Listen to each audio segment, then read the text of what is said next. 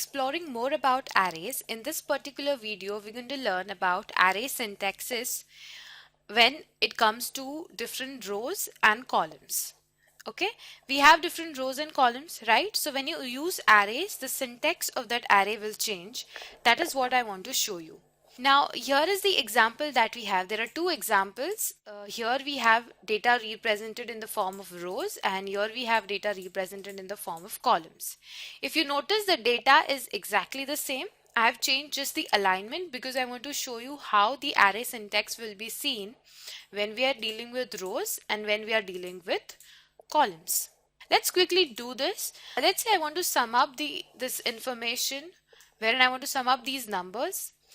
So simple is equal to sum, and I'm going to sum up these numbers, close the bracket and hit enter. I have got the sum of all these numbers quite successfully.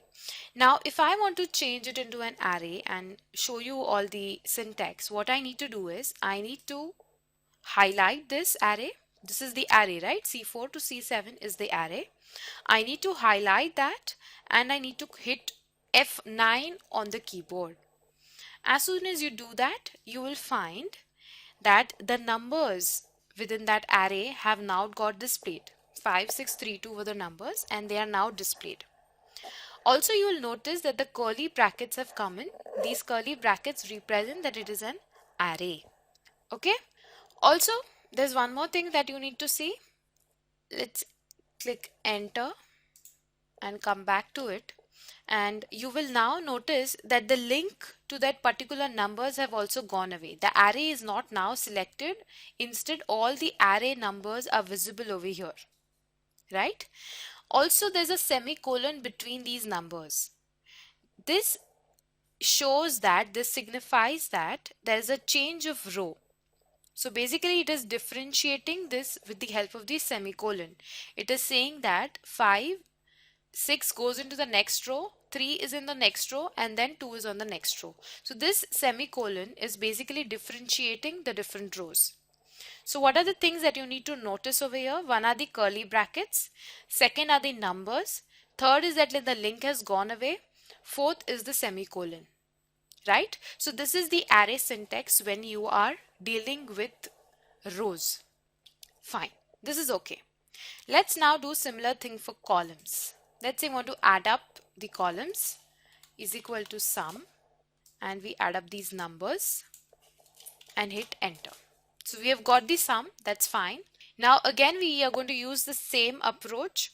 What we're going to do is highlight this and click F9. Okay, we can see the curly brackets, we can see the numbers. One thing that you will notice that now comma has come into picture.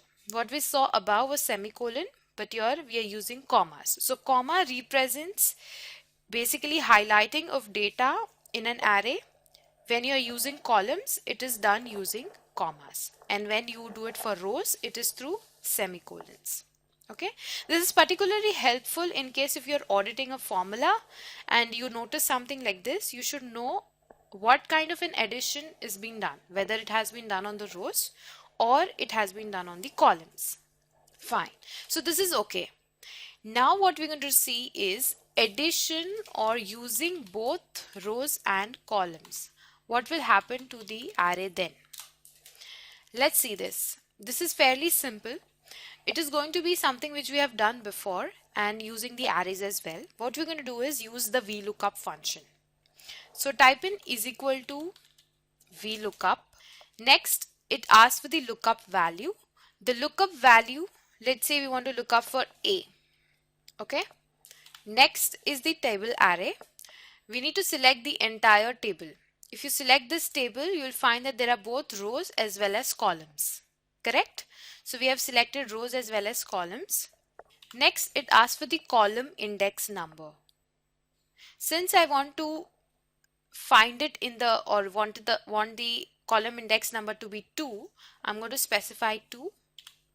And whether it wants to be an approximate or an exact match, we wanted an exact match, so we put in a 0 and we hit enter. Okay, so for A, the lookup value is 5. Perfect, the formula is in place. Now let's do and make it an make it or convert it into an array, we need to select this array, hit F9. As soon as you do that, you will notice that the curly brackets are there, the linkages have gone, and you will notice the numbers as well as the letters, both rows and columns, as well as the semicolons and colons. As I told you, the semicolon represents the rows, the comma represents the column. Okay, so this is all about array syntax. Let's now move ahead and learn another function in arrays.